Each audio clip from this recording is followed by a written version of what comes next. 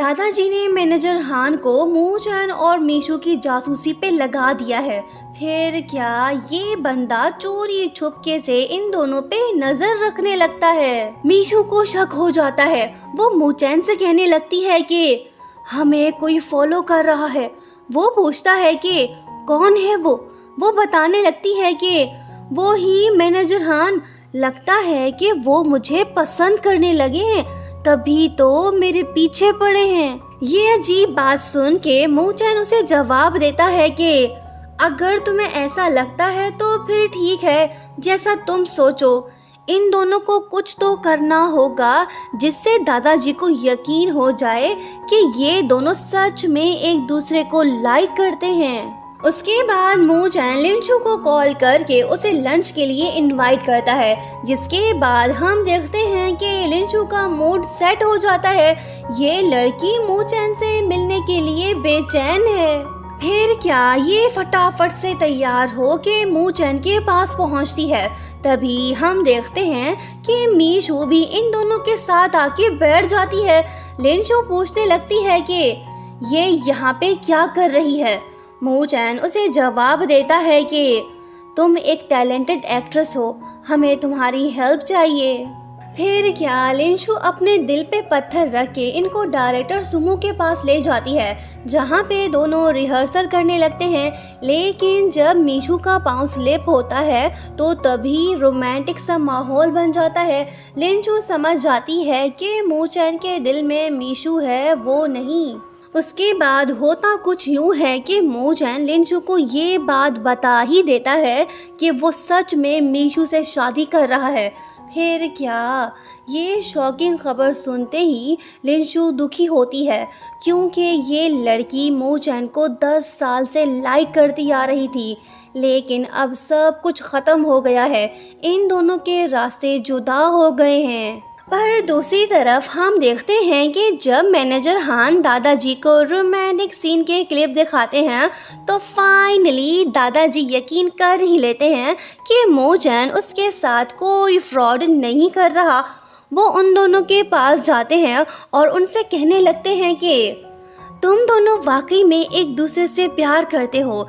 तुम दोनों जब भी चाहो एक दूसरे से शादी कर सकते हो। लेकिन मेरी एक कंडीशन है। लो जी, लगता है कि दादाजी इनकी जान आसानी से नहीं छोड़ने वाले। तुम्हें ये प्रोजेक्ट मीशू के साथ मिलके कंप्लीट करना होगा। तुम्हारे पास सिर्फ 7 दिन है। अगर तुम दोनों फेल हुए तो मुझे ब्लेम मत करना। ये बात बोल के दादाजी पतली गली से निकल जाते हैं। जिसके बाद हम देखते हैं कि मूचैन काफ़ी परेशान हो गया है, क्योंकि उसे पता है कि इस प्रोजेक्ट को कंप्लीट करना इम्पॉसिबल है। 3 साल से कोई भी इसे कंप्लीट नहीं कर पाया। जियांग चैन मीशू को बताता है कि दादाजी फिशिंग विलेज में एक रिजॉर्ट बनाना चाहते हैं, लेकिन वहाँ पे एक बंदे का घर है जो उनको अपनी ज़मीन देने को तैयार नहीं। मीशू उससे कहती है कि कोई बात नहीं, हम ट्राई कर लेंगे। जियांग चैन उसे बेस्ट ऑफ लक बोलता है। दूसरी तरफ मूचैन का असिस्टेंट उसे इन्फॉर्म करता है कि मिस्टर शू का रिप्लाई नहीं आया। ये न्यूज़ सुन के मूचैन डिसाइड करता है कि वो मिस्टर शू से खुद जाके मिलेगा। जियांग चैन मीशू को मिस्टर शू का एड्रेस बताता है। उसकी असिस्टेंट उससे पूछती है कि आप उनकी हेल्प क्यों कर रहे हो। वो बताता है कि मुझे लगता है कि मीशू इस प्रॉब्लम को सॉल्व कर सकती है। उसकी खुशी में मेरी खुशी है। मैं चाहता हूँ कि वो सक्सेसफुल हो। दूसरी तरफ हम देखते हैं कि मीशू और मूचैन मिस्टर शू के पास जा पहुंचते हैं, पर ये बंदा तो इन दोनों से मिलने को तैयार ही नहीं। दोनों मायूस होकर लौटते हैं। मूचैन के दिमाग में हलचल होने लगती है। वो मीशू से पूछता है कि क्या तुम फिशिंग करना जानती हो। वो कहती है कि ये भी पूछने की बात है, मैं सारी जिंदगी यही तो करती आई हूँ। उसी दिन दोनों सी साइड के पास जाते हैं, जहाँ पे मिस्टर शू पहले से मौजूद होते हैं। मूचैन मीशू से कहता है कि यही सही टाइम है। मीशू के पास ढेर सारे शेलफिश देख के मिस्टर शू से पूछते हैं कि लड़की क्या तुम मुझे बता सकती हो कि इनको कैसे ढूंढा जाता है? मीशू उसे सब कुछ बताती है। मिस्टर शू खुश होते हैं।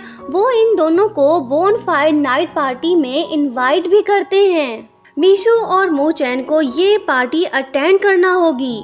मूचैन मीशू को अपने पास्ट के बारे में बताते हुए कहने लगता है कि बचपन में दादाजी हर साल सी साइड ले जाके वहाँ पे मुझे छोड़ आते थे ताकि मेरे अंदर से खौफ ख़त्म हो जाए। एक दिन जब मैं सी के पास बेहोश पड़ा था तो तभी एक लड़की ने मेरी हेल्प की थी। कहीं ये लड़की मीशू तो नहीं? बहरहाल पार्टी एंड होने के बाद मिस्टर शू फाइनली मान जाते हैं। ये इतनी आसानी से कैसे मान गए? इसके पीछे भी एक कहानी है। मूचैन मीशू की जान कैसे बचाता है? कौन है वो जो मीशू को मारना चाहता है? इन सवालों का जवाब जानना चाहते हैं तो ड्रामे का लास्ट पार्ट देखना मत भूलिएगा। Thank you so much for watching.